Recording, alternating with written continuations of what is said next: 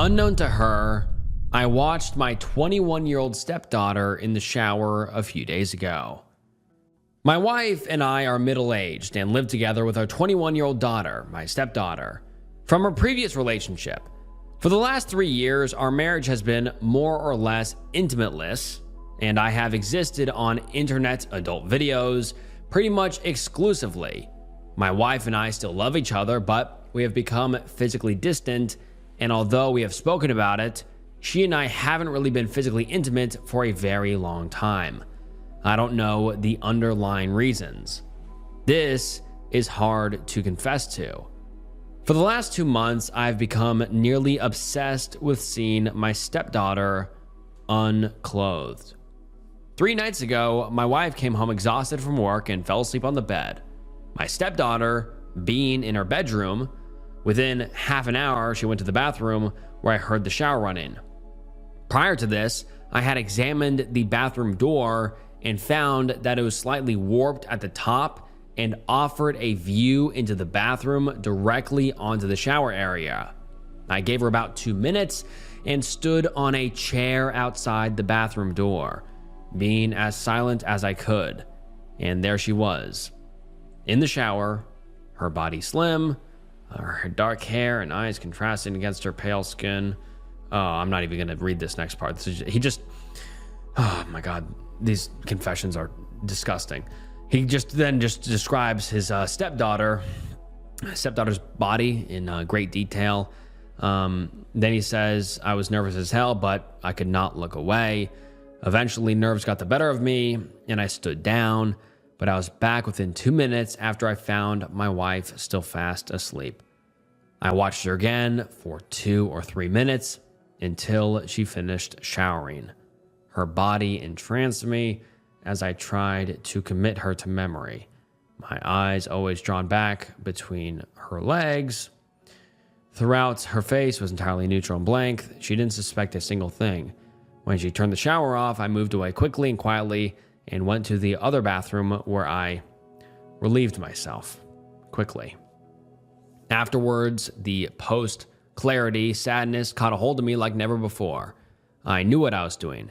It was no accident. I felt such regret and such overwhelming guilt, but my lust was too much. Within an hour, I jerked it again, playing the scene of her over in my head again. When I went to bed, I could barely sleep from my excitement. I've betrayed them both in silence and without witnesses. I've broken the sanctity and safety of my home through a truly basic lust I feel towards a young woman who has entirely placed her trust in me for providing a safe place to live. She suspects nothing. My wife suspects nothing, but I have intruded upon her, and I will probably do so again. I'm a foul person. And now let's get into some of the top comments. Someone says, dude, you will get caught if you continue. You absolutely will get caught. Let that marinate in your mind for a little while. Again, you will get caught. Another user says, as a young woman with a stepfather myself, this disgusts me.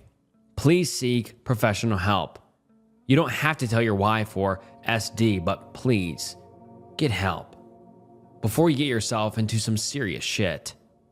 And another user says, I hope she catches you and calls the cops. And another user says, I caught a close friend of mine spying on me in the shower using a mirror. I stayed at his house all the time and showered there frequently, as he was one of my closest friends and had a large home. I felt so betrayed. I cannot begin to tell you how violated I felt, and how I still have trust issues to this day because of it. I trusted him, and he didn't care. I can't imagine how much worse it would be if he were my stepfather, but someone close to me can. As a minor, my stepfather did this to my sister, and my whole family found out, including my dad, who beat the shit out of him. She has never been the same.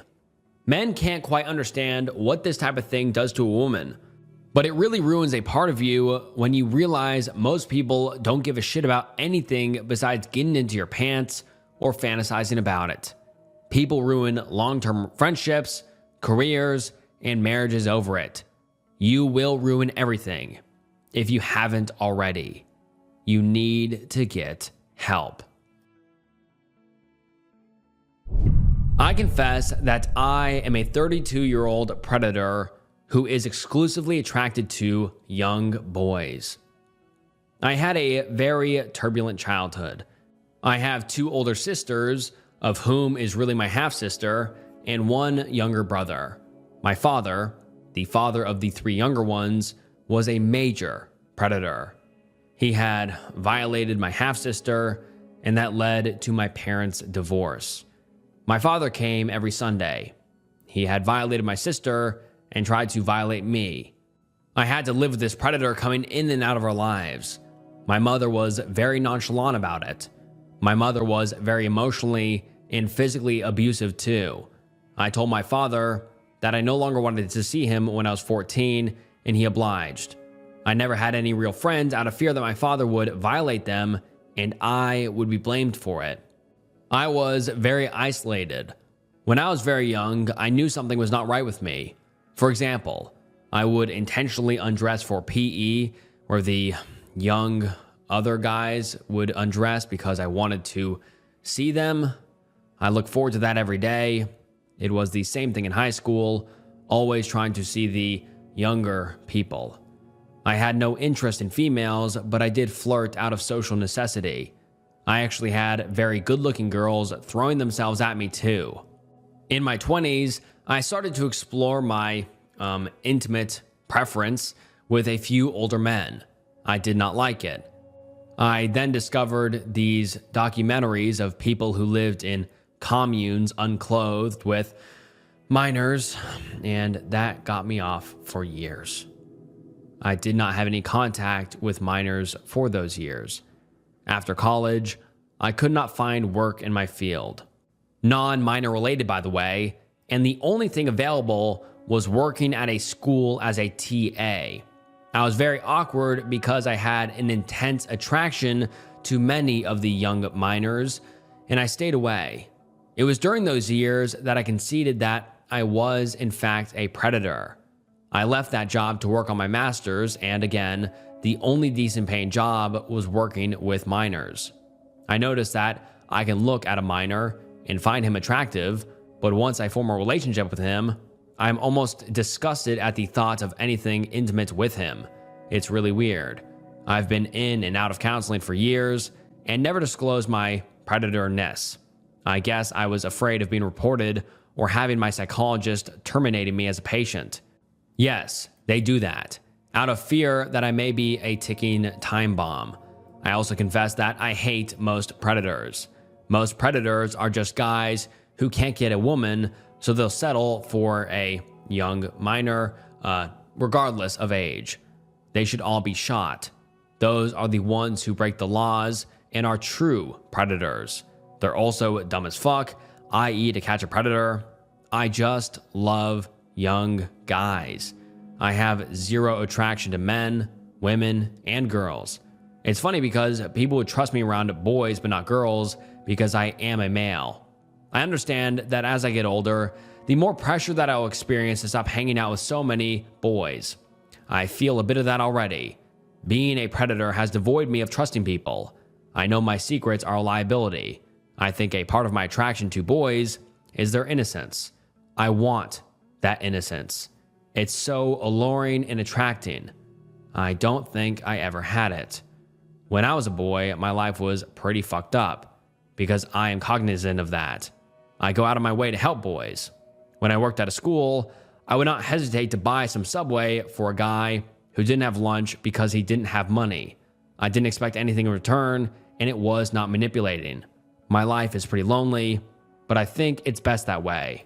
Not ideal. And now let's get into some of the top comments. Someone quotes the OP here when the OP said, "I also confess that I hate most predators. Most predators are just guys who can't get a woman, so they'll settle for a boy, girl, or whatever. They should all be shot. Those are the ones who break the laws and are the true predators." And this is the commenter's reaction to that. The commenter says, I just want to point out that your assumption here is false. Most predators are exactly like you. Their attraction is the same as yours. Their reasoning is the same as yours. The only difference between you and them is that they were unable to control their impulses and chose to act on them, which you have apparently not. What concerns me is that you continue to accept jobs that involve surrounding yourself with the object of your attraction. You apparently have a master's in one field, but say that there are no decent paying jobs in that field. That's a cop-out and an excuse which allows you to tell yourself that it's acceptable for you to accept jobs that involve minors. Jobs you absolutely, positively, without question, should not have. And you know it. You've simply chosen to convince yourself that such jobs are the only ones available. Unfortunately, what that says is that you will eventually offend. Right now, you're satisfied with teasing yourself with temptation every day. I do not believe that will last indefinitely. Eventually, the tease won't be enough, and you will find a way to justify acting on your desires. You'll tell yourself that you love him, and you'll find a way to convince yourself that your relationship is different, and therefore it's okay. At that point, you will be a predator, and the fact that you continue to work in jobs involving your target victims is nothing more than proof that that is where you are headed. It's just a matter of time. I have quite a bit of compassion for non-offending predators who are saddled with a desire they absolutely do not want and cannot morally satisfy. I think it would be hard as hell to live like that, and I can only imagine the struggle that comes with such an inappropriate desire. But you've already moved beyond the point where compassion comes into play, because you continue to work directly with minors you have an attraction to. You know damn well that you work that job not because it's the only one available that pays decently, but so that you can spend your days being surrounded by forbidden fruit. And I don't believe for one moment, and neither do you, if you're actually honest about it, that you will continue to be satisfied with just exposure to the objects of your desire. You know the day is coming when you will act on it. What are you going to do to stop that here and now? Until you quit your job? Your answer is nothing. I committed a hit and run, then let my brother go to prison for it. I was driving home from work and had been drinking. I don't think I was drunk, but I had been drinking. This will be important later. I just worked a double shift and was up the night before. I went in with my kid having strep. So I was pretty depressed and disoriented at this point in my life, and stopping off for a couple of beers was a relatively new thing. I stayed longer than I planned, and I was driving pretty fast, 15 to 20 over the limit, to try and get home on time to take over the kids before my boyfriend had to leave for work. It was still dark, so I took a sharp turn and didn't see this woman in the crosswalk. I hit her. I panicked. I saw she wasn't moving, and I looked around, but the only businesses weren't open yet, and I wasn't more than 3 miles from my house, so I just gunned it home. Pre-cell phone era. I didn't stop to think about the body lying in the street. I was not making the most rational decisions at this point. I swerved around it and drove home as fast as I could. Ran inside, threw up violently, and picked up my phone to call 911. Then my son woke up. He wanted cereal. I made him cereal. 30 minutes had elapsed at this point from when I hit the person, and there was something in me that kept saying I had to get other things done before I made the call. I also thought to myself, as soon as they get here, they're gonna breathalyze me. I should drink some water and make sure I'm completely sober when that happens before I call. I know it doesn't make sense now, but it sounded perfectly rational at the time. The rationale I kept telling myself also being somebody's probably already found her and called 911. No need to tie up their resources with multiple calls. The whole morning was kind of a blur. I was supposed to drop my mom off at a rec center. I couldn't leave the house. I couldn't get in my car. She was pestering me and pestering me. I was just so focused on how much time had elapsed since I hit the person. I couldn't really focus on anything anyone was saying to me. 45 minutes, she must have been in the ER by now. An hour 15 minutes, she's probably been admitted to the hospital, etc. Eventually, my brother got woke up and saw my mother was still home and asked her what was up. And she said I wouldn't take her and she didn't know why. So my brother said he'd take her. So we went outside to get the car and he saw I'd obviously hit something. So he came inside and he said basically, "Is there something we need to talk about?" And the whole story came pouring out, and as I described it to him, it was the first time since it happened that it started to feel real, and I'd realized I'd missed the window for it to be all okay when I left the scene and I didn't call the police. As I began to grasp the severity of the situation, I just started to think about my kids. It was like someone had tied cinder blocks to my feet and hands. It was a familiar feeling.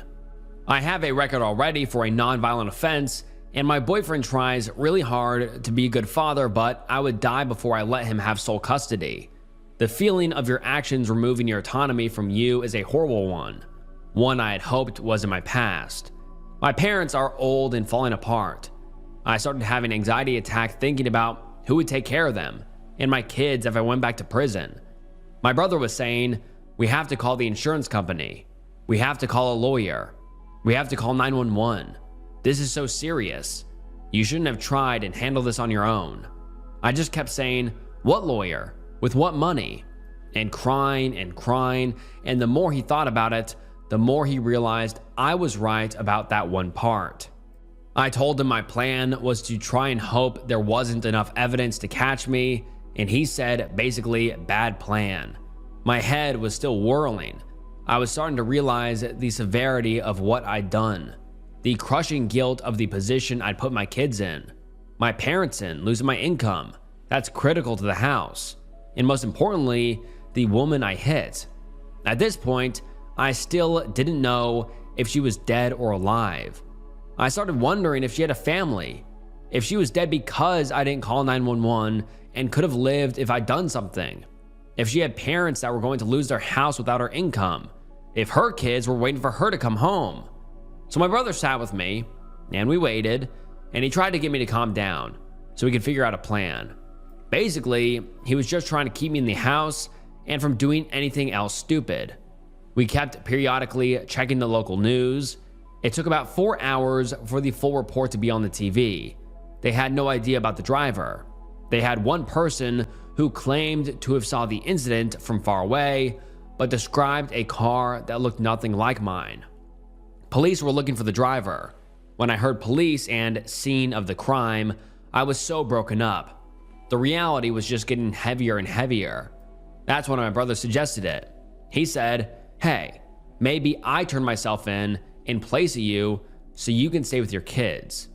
He was never the biggest fan of my boyfriend spending a lot of time with the kids, and he already had some prior charges.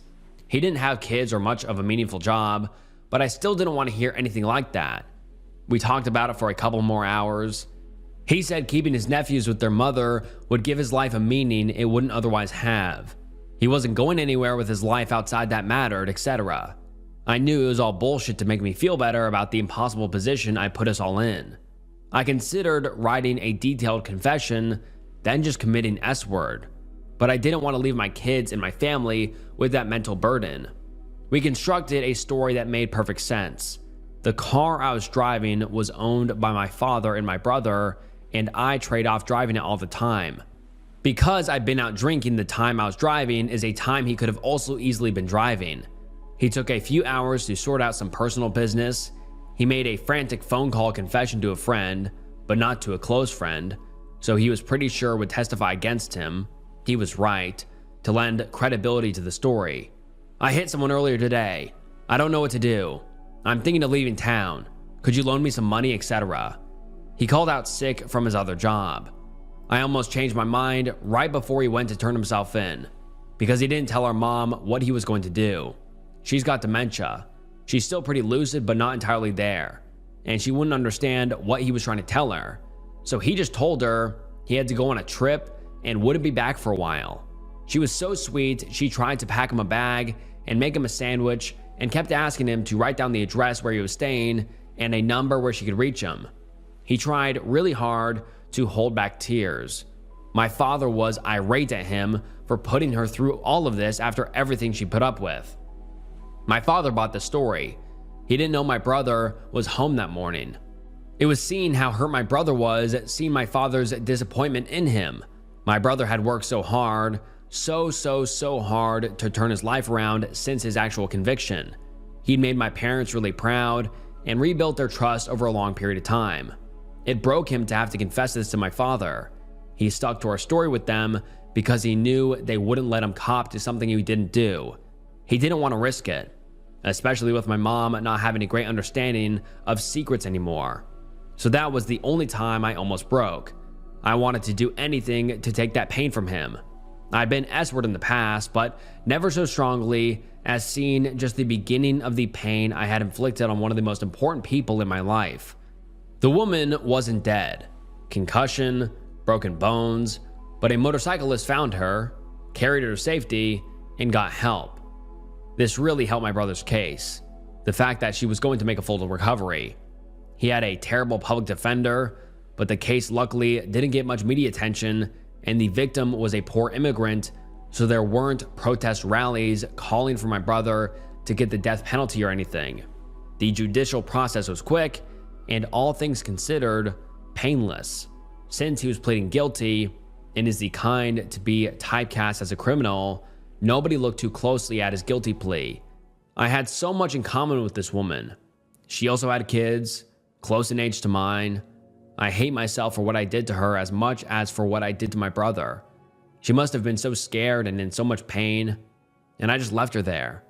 My brother is a little more than halfway through his sentence. I just can't bear the thought that not only did I tear the family apart and ruin my brother's life, but that he's shouldering the blame for the entire thing. I visit him every time I have enough for the bus out there. They're keeping him out of state.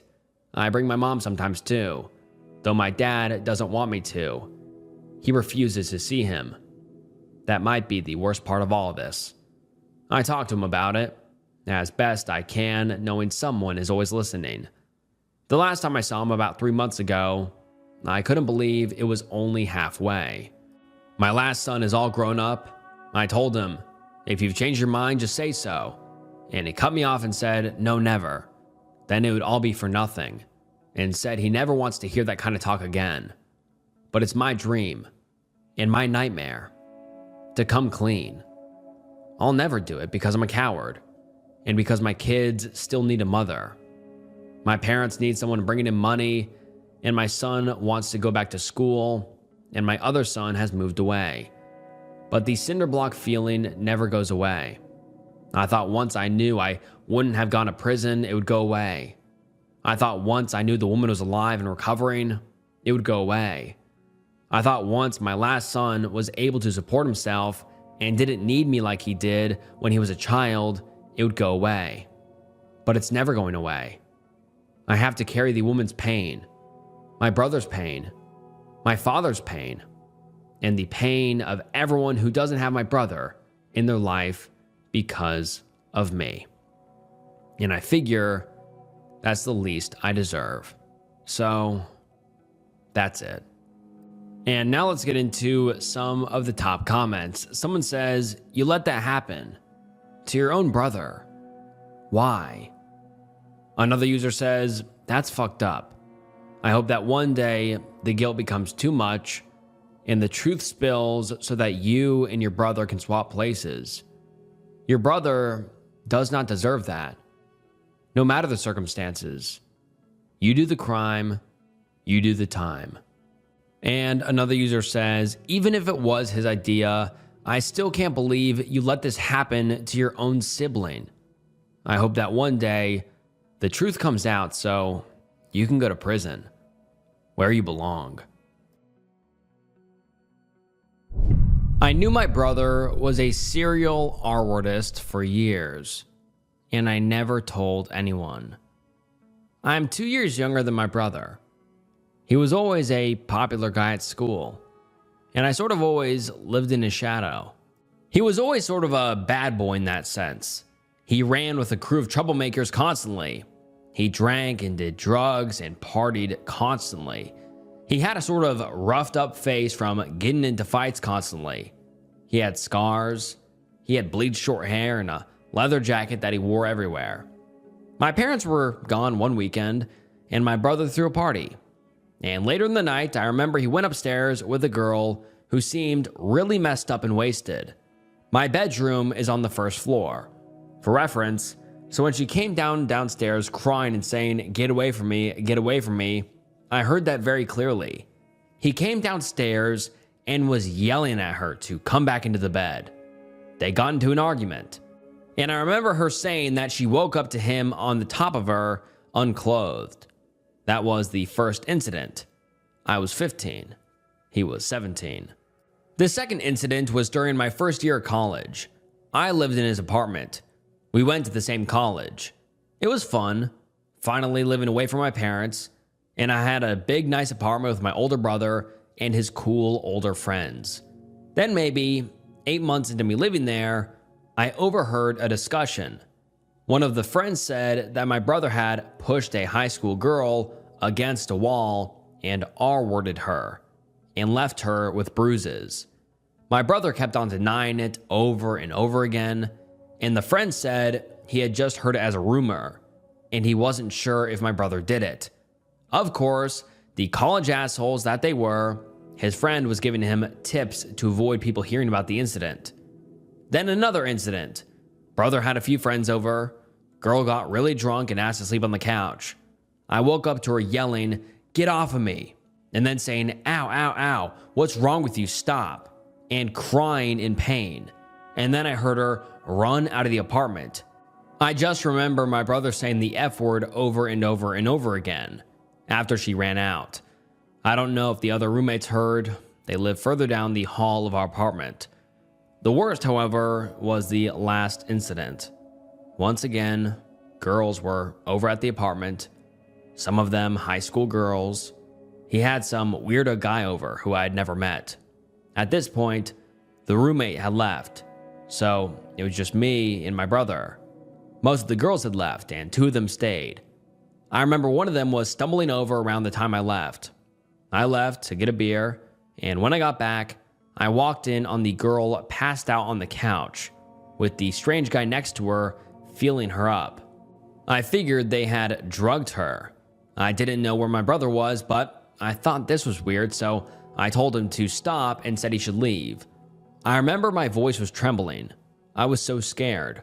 He got up and acted all sorry that I caught him, not that he did it. Except that my brother came out of the restroom, unclothed. He was going to have intimacy with her. They both were. He awkwardly asked what I was doing back. I said I was just getting a beer, and he said he thought I was going to Chris's house.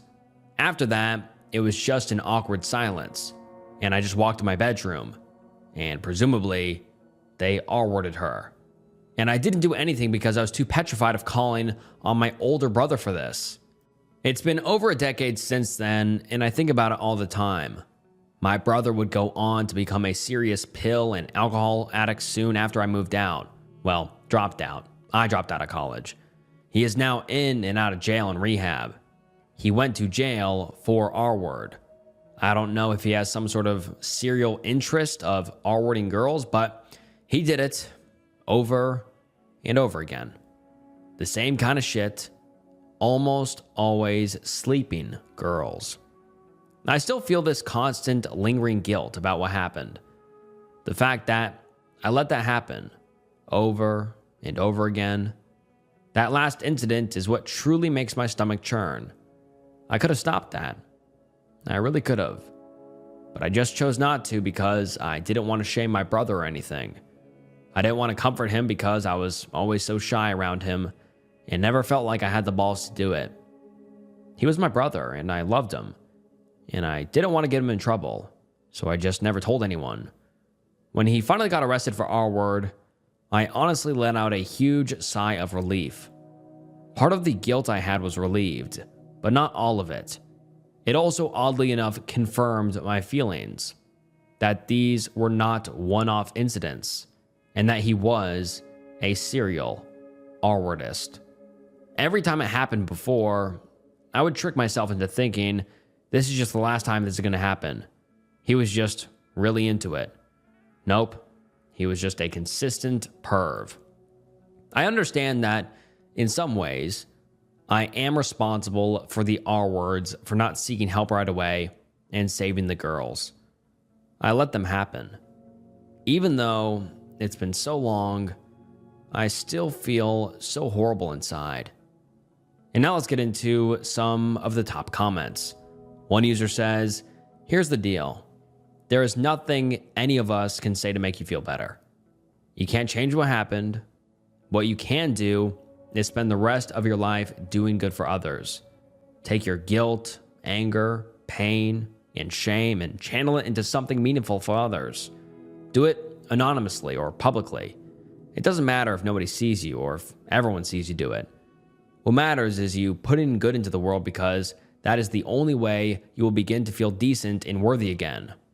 Whatever you do, don't retreat within yourself. Don't let yourself be his victim. You have power and you have worth. Go make a good, real difference. What matters most in your story is how you respond to it. And for what it is worth, I forgive you and do not judge you." Another user says, "Fuck, this is peak r/confessions. I don't even know what to say. This is just so brutal and hard to read that I feel awful. There is no possible way I can say that you can forgive yourself for this. The consequences of you not telling anyone are unspeakably bad, but just fuck." Someone else says, "Verdict, you're a piece of shit like your brother." And another user says, "You're the asshole.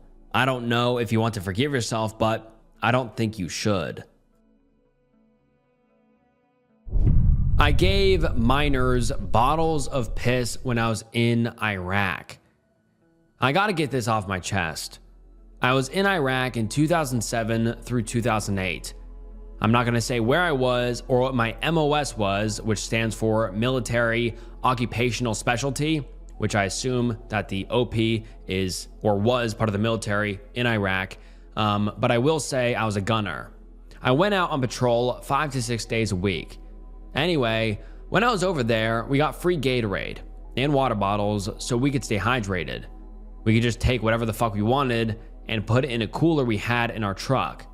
Everyone had one.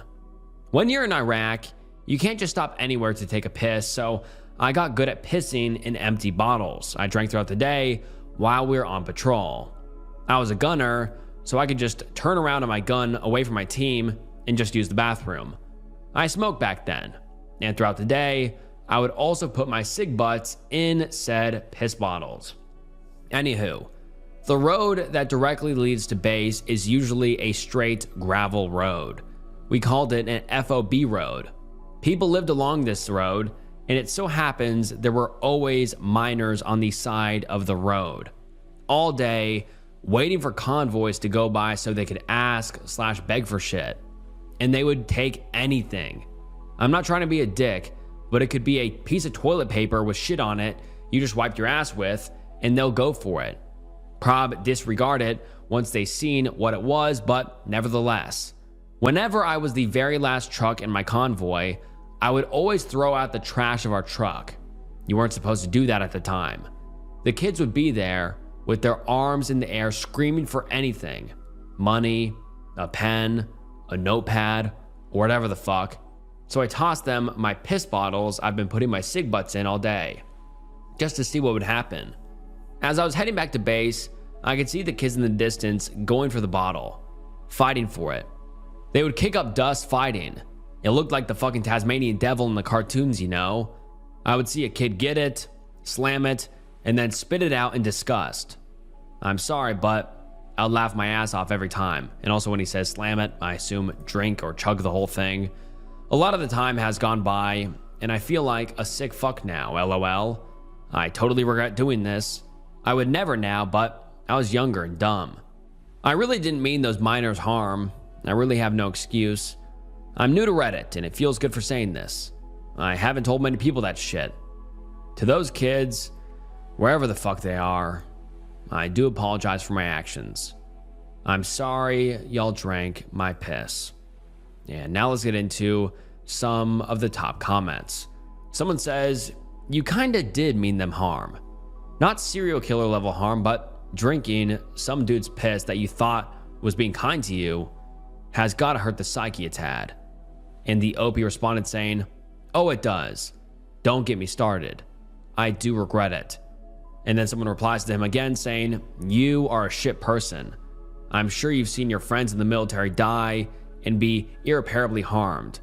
I'm sorry they experienced that, but I hope it gave you PTSD and you commit S-word like so many other POS jarheads." Another user says, "This is disgusting." And the OP replies saying, "Yeah, it is. You're right." I am an SO who is abused and harassed every single day. The victim and I are still in a relationship. When I was 21, I was in love with a very young girl. I can't say the exact age in this context, but it's 3. That's how young that person was. I feel that's disgusting. But I knew her since she was really little and our families were close. We did not expect to fall in love.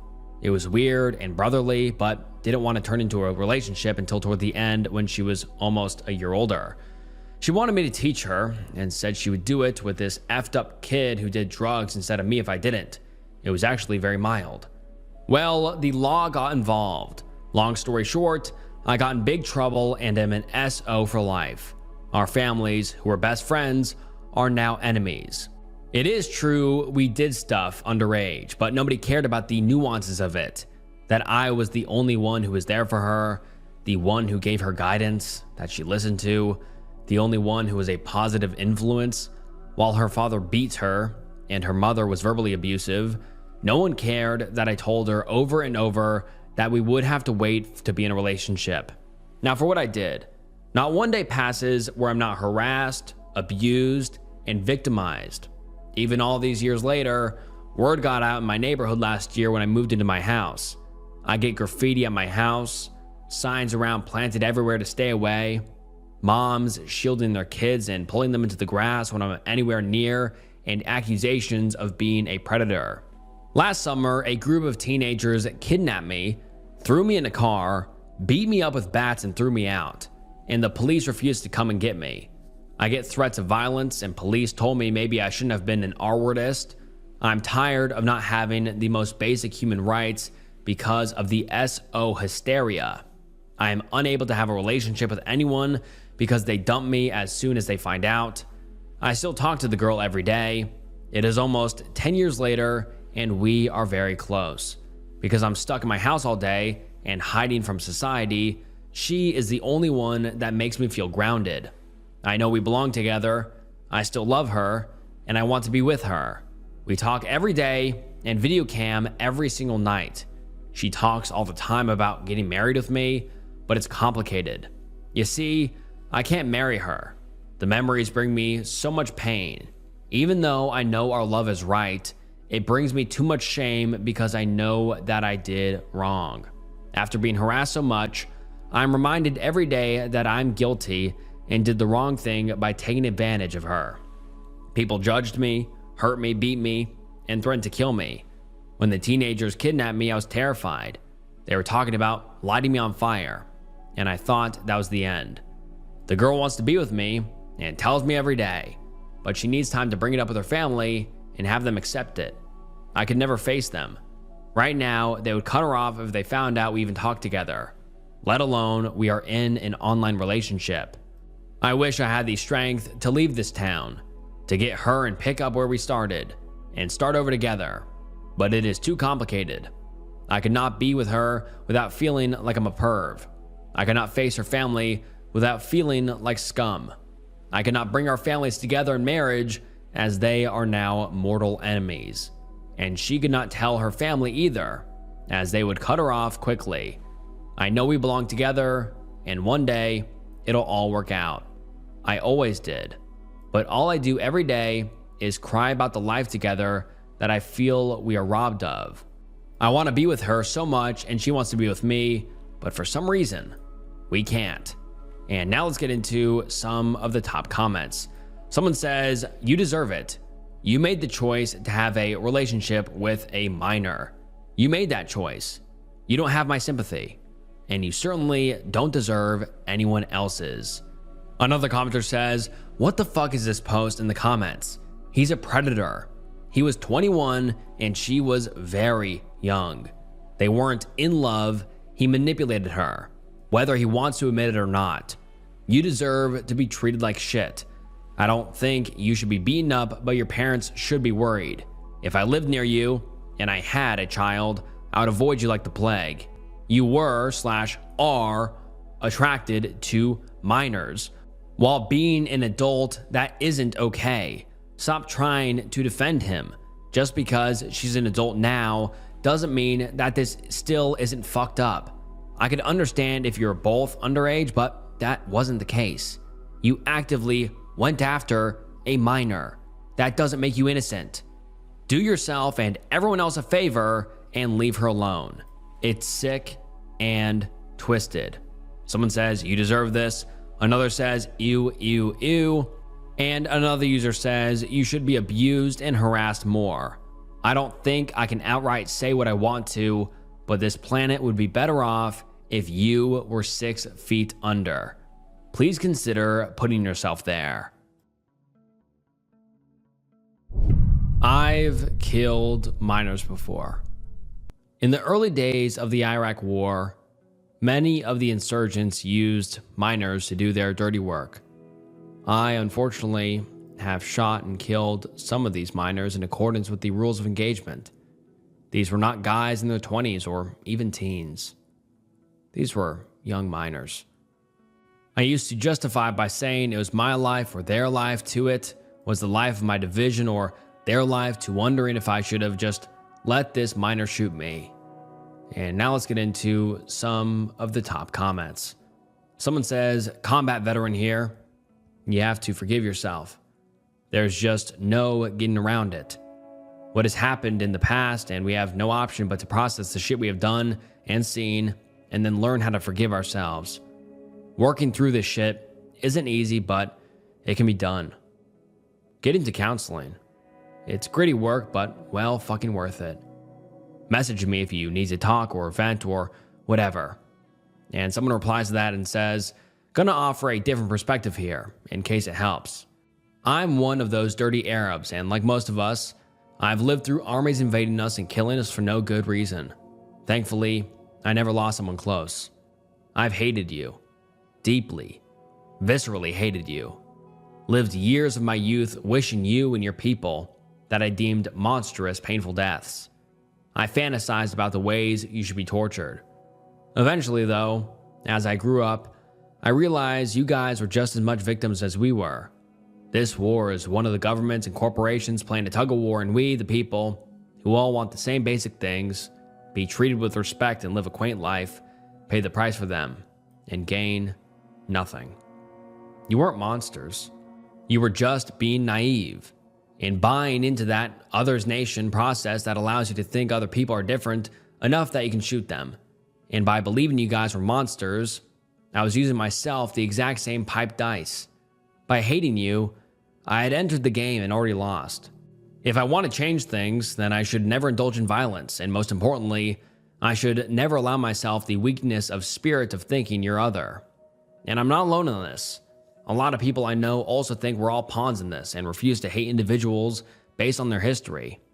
I know it might sound ridiculous, but as a person who lives on the other side of that gun, I forgive you and all the young dudes and dudettes that got caught in this, fed lies and sent away from home to do fucked up things in the name of patriotism. Please forgive our fucked up young in return. But more importantly, forgive yourself. React to errors of the past by looking forward to the good you can do in the future, not by wallowing in regret about spilled milk. I know it's easier said than done, but realize that you have no other choice. You're gonna go on living, whether you like it or not. Either you're gonna use this pain as a drive to propel you forward and do good around you, or you're gonna let it crush you and thus allow yourself to add one more tragedy to your account. Your life, adding insult to injury. As I see things, you owe the people you killed a happy life. The best thing you can do for their memory is to be strong. accept what happened, and do your best at being the most decent human you can be. Be happy, dudes and dudettes. Be happy and spread it around. Nothing good is ever going to come out of being sad. Regrets can be a positive emotion. I am a horrible mother. I wish my son would die. I have 3 sons. My oldest Alex and youngest Cam are wonderful boys. Sweet and smart and funny. They are such caring boys. I am proud to be their mother. They will do good things in the world. I love them. But then there is my son, Ben. He is 14 and he terrifies me. I was R-worded one night jogging, trying to lose baby weight for my oldest son. The man was eventually caught after he R-worded a dozen other women. I don't personally believe in operation to remove a baby. I used to be a proponent of nurture versus nature, and we couldn't be sure whether the baby was the R-wordist or my husband. So I had the baby, and I loved him. I did nothing different. But the older he got, the more I noticed that something wasn't right.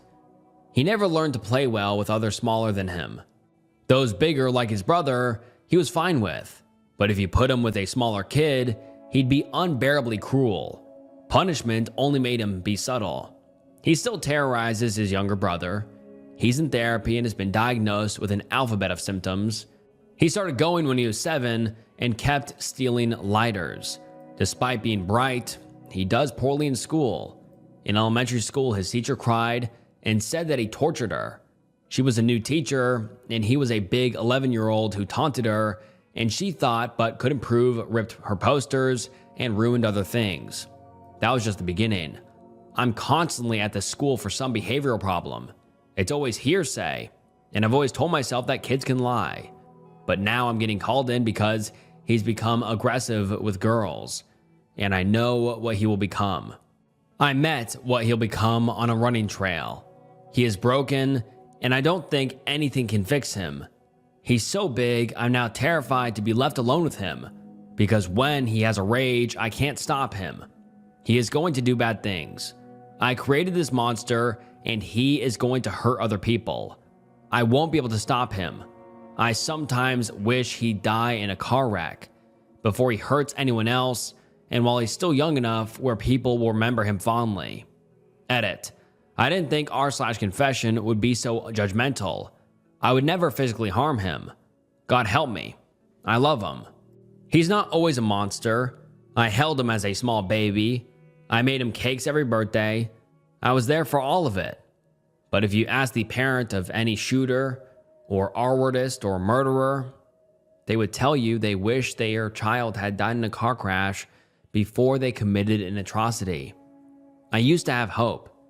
Even when we had to get rid of our puppy, I thought doctors could help him. I've always been his biggest defender, but I snapped after hearing about his latest transgressions. He pushed a girl up against a locker in a deserted hallway.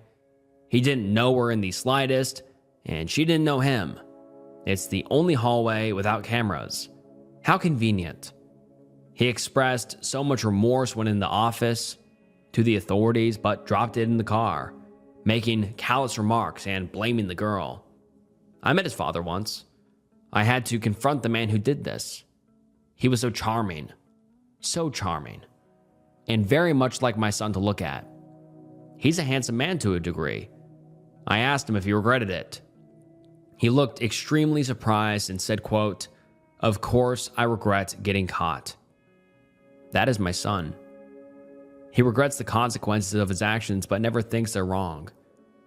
He also thinks he's too smart to get caught. So pardon me if I see a dark future and wish that it would never happen. And now let's get into some of the top comments. Someone says, keep going with the therapy and don't give up on him. Changes don't happen overnight. And the OP responds and says, he's been in therapy half of his life. Another user says, just keep doing all you can do to help him. It's possible that he sees your fear. Does he know about the man who R-worded you? Has he been made aware of this? If so, it could be driving his behavior. It's even possible that he heard about it from someone else, and it's not as much of a secret as you think it is. It is entirely possible that you are dealing with a sociopath or psychopath, and there's nothing you can do to stop it, other than keep tabs on him and try to keep him from acting out. Hopefully, that is not the case. I hope that you can get the help you need to feel at peace and help your son. And if you can't, I hope you can protect your family. And then the OP makes an update a few months later, and let's get into it. In my original post, I don't think I managed to convey my love for Ben. Some of you probably snort. How can you love someone you fear and think horrible things of? He is still my son, my little boy. I carried him for 9 months and dreamed dreams of the man he could become. I have many bad memories of his childhood. Violent acts / aggressive or antisocial behavior. But I have good memories. He was always a bedwetter, so most mornings it would be the two of us up first, and we would just watch cartoons together and drink cocoa, and I would rub his hair. We have family trips and holidays and all of that. We have had good times. A part of me looks at him and sees his potential. He's tall, handsome boy. Girls stop and point at him, once even taking a picture with their phone. And is a smart kid. He is obsessed with bikes and talented at math and puzzles. Unfortunately, I see the danger. I know him better than anyone, and I fear the potential. The potential for cruelty. His penchant to hurt. Shortly after I made the first post, this came out and he threw his little brother is half his size, through a window for using his bike. Luckily, Cam was only slightly hurt, but that was when I realized he couldn't be in this house, and so did my husband, who has always been the most adamant that sending him anywhere would be more harm than good. We found a military school, and he's been there 4 months. It is going well. His grades are good, and he even received some monthly awards. I almost found hope again, until we visited last month. He informed me that he would be good until he was 18 and could do as he wanted. Quote, "I was stupid not to just waste my time and do things my way. I know that now, Mom. So we might as well save the money and bring him home. That he was only playing good around the right people, and that's all it takes to do well there. Overall, he doesn't mind being there. Just said it was a waste for us all, and mostly asked for money for snacks and for us to send his bikes when he gained the privilege. He still despises his younger brother. I will never understand his hatred of Cam, just that occurred from the moment he saw him, and has never desisted. I hope the best. Maybe 3 years of playing good will rub off, and he will learn to live in society. Maybe he'll be toxic, but not criminally. Or maybe he'll make a killing at Wall Street, or maybe he'll kill. Maybe not. This is all we have left. We don't know what else to do. We can only hope for the best, that the good will win out. I did a paternity test before we sent him to military school. I was so conflicted. His therapists have always said keeping him home, close to loved ones, and connection was the best thing we could do. And I feared that Ben's paternity was all in my head. Unfortunately, I was right. Ben is not my husband's son. I should have known to look at them. All behavior issues aside, Ben is so fair and lean and very tall, where my husband is dark and broad, and I'm a tiny redhead. I obviously have not and will not tell either one. It could only cause more hurt. I took about $2,000 on a drug dealer that OD'd. I was the first on scene as a first responder. So I'm a firefighter, and about 2 years ago, we got a call to a house for an ambulance assist, but we got there first. We walked in and there was 2 guys on the sofa passed out. We copped very fast and it was an HOD, so we needed Narcan to reverse the effects. My colleague went out to the truck to get some, and me and another guy stayed. I noticed a wallet on the table full of money. Soon as I had the chance, I put it in my trousers pocket before anyone seen it. There was $2,000 in it. I feel kind of bad, but we saved their life. I'm a gambling addict, and I stole money and will probably be caught soon. I've been a gambling addict for over 10 years. It started with slots in a bar, then it got worse once I found out you could gamble online. I have a very good, high-earning job. The more I started to earn, the more I gambled away. I've been unhappy for a long time, and I waited too long to seek help. Gambling was my escape, but my house of cards is about to collapse. I was clean sometimes for a year at a time. This year, during the pandemic, I realized and I started gambling again. Out of desperation after losing it all again and getting into debt, I stole money from my employer.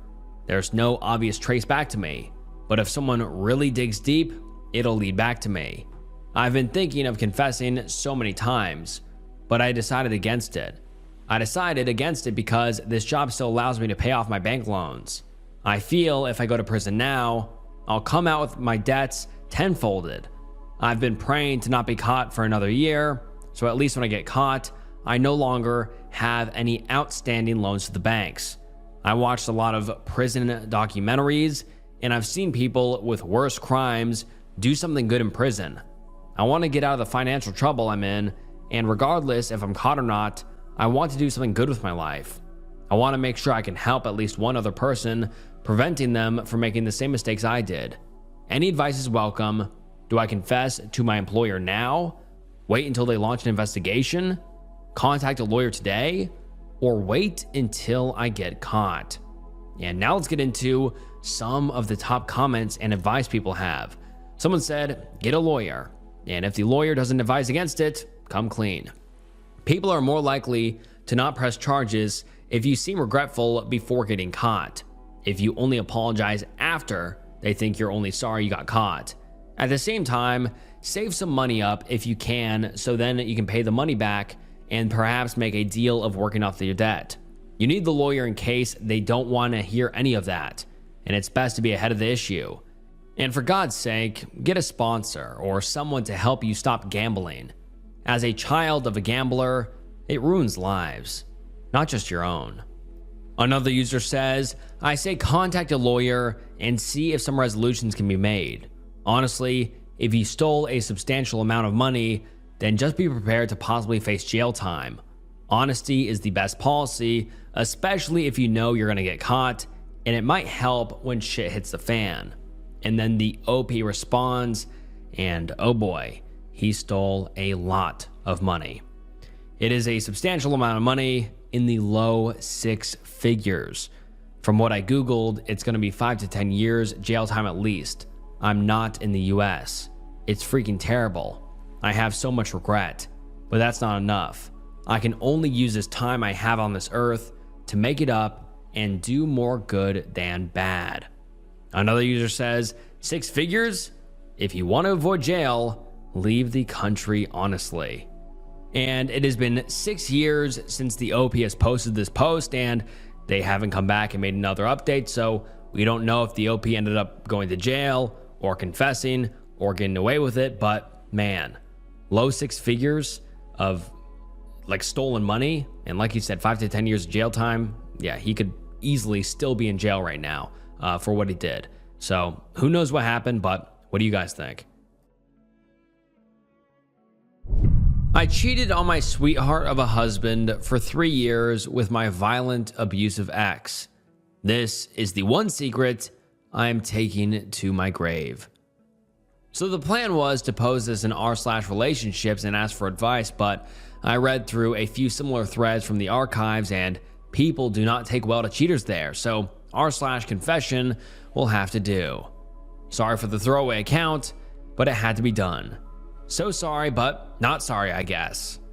My husband and I are both in our late 20s, and we've been married for 5 years and together for 6. We are really happy now, but it hasn't always been like that. My husband is a bit of an introvert, but he is now getting better. When we first got together, he was very quiet, nerdy guy, and he could be charming, but sometimes he got carried away with his hobbies. He was really different than the guys I normally date, much nicer and more stable, and he loved me for me, which is an awesome feeling. I don't realize how lucky I was to have him. And basically, from the moment we started dating and until 2 years into our marriage, I was hooking up with an ex. It wasn't an everyday type affair, but when he called me to hang out, I would drop everything and go. I was obsessed with him, and I wanted him to love me more than anything. My ex is the most hot, cold guy you will ever meet. He can be so exciting and fun, but he has a dark side like none other. He cheated on me a lot when we were together, and we had a few rough fights. So it wasn't a healthy relationship at all, but it was an addicting one. My ex didn't care that I was with my husband, and he knew he had me still. Even after the wedding, that for some stupid reason I invited him to, he still tried to flirt with me hard. He would always tell me shitty things about my husband, and he liked being the other guy, as fucked up as that is. It's only now I can realize what a scumbag he was. Basically, the affair happened every couple months when we would hang out or see each other, and it was a mess. I can't believe I was that person. It's so messed up. The affair is over now, but I'll always be haunted by what I did. I finally ended it when my husband and I decided we wanted to start a family, and my ex refused to listen to me and wear protection. I was still in the fog with him and wanted him to be happy, and I didn't want to risk anything with my husband. And when he refused, it hit me how little he cared about me, and I just woke up. I realized how messed up everything was, and I've basically not said a word to him in 3 years. My husband doesn't know anything, and I think it would crush him to hear about the affair. I know it's behind me, and I'm committed to being the best wife I can going forward. And now let's get into some of the top comments. Someone says, you're probably going to cheat on him again because you clearly have no respect for him as a man. It'd probably be best for him if he told him and left right now. That said, I'm sure you don't give a fuck about what's best for him, so if you are going to stay with him, then never tell him. Your relationship will never recover, and nor will his self-esteem. If the woman I loved and was married to for 3 years told me that, then I'd probably commit S-word. There's a good chance that he would too. Before we started dating, I stalked my girlfriend for years. Me and my girlfriend, let's call her O, have been dating for the past year. She is beyond wonderful. Beautiful, kind, extremely caring, and a bit scary, especially when I neglect my own health. The intimacy is good, and her family has taken a liking to me. But deep down, no matter how much I try to kill it, I can't seem to wipe out the feelings of guilt. My conscience keeps me up at night sometimes, telling me that I need to confess that I don't deserve her. I don't want to feel guilt, and I don't want to regret anything. I hate these feelings because it's all worth it. She doesn't know at all that I was the one who stalked her for years before we were together. It all started back in our second year of high school. She tutored me when I was having trouble in physics, and from that moment, I was infatuated. I didn't work up the guts to confess to her at the time, probably because she was quite popular, and I found her friends quite intimidating. They weren't bullies or anything. Her friends were actually quite nice. I didn't know that at the time. So I turned to stalking.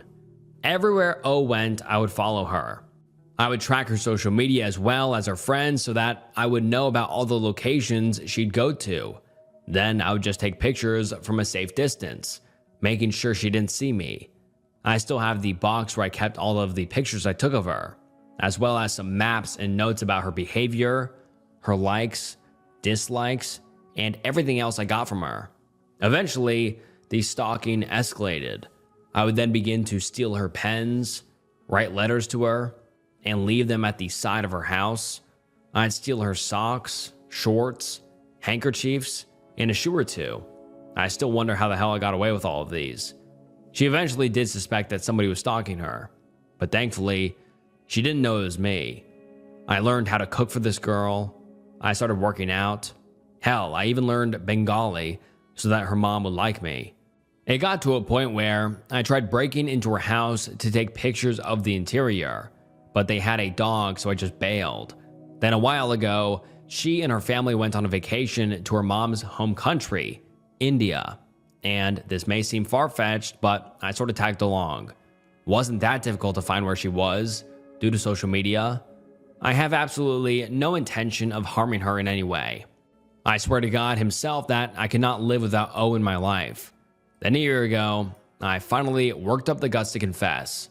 O and I actually had a lot in common and eventually started dating shortly after. It was like a dream come true. But these feelings stirring inside me won't stop. I am planning on marrying O, and I don't want to ruin it anytime soon. Edit, so I read all of your comments. You are all right. I am sick. I am horrible. I'm a liar, and I'm a creep. I will get help. I promise you all, and I will confess. One day. No promises on that one. It's just that I don't even know what the fuck is wrong with me. Looking back on it now, it's revolting. I'm just scared of losing everything. I've already caused enough disappointment. I'm not sure if I can handle her hating me. I've already ruined my relationship with my brother and my sister. Now I'm about to ruin this one because I couldn't just be honest. And now let's get into some of the top comments. Someone says, wow, I'm sorry, but this was an extremely unhealthy obsession and you don't deserve her. She deserves to know and get as far away from you as possible. Then you should seek some therapy and try to grow from this. Never repeat this to another person, and if you find yourself doing so, you need to call that therapist because this is not okay. And someone replies to that and says, OP is a legitimate danger to this woman. I fear for her safety. Another user says, destroy your keepsakes. This is serial killer behavior. Do not tell her, but do go to therapy. You really need to get yourself into therapy. If this is real, you need to take these steps to work on and slowly change this side of you immediately. And another user says, this is fucking insane. You are mentally insane, holy shit. And another user says, you are literally terrifying and someone's actual worst nightmare. Get help. You need to leave her if you really love her. This is horrifying.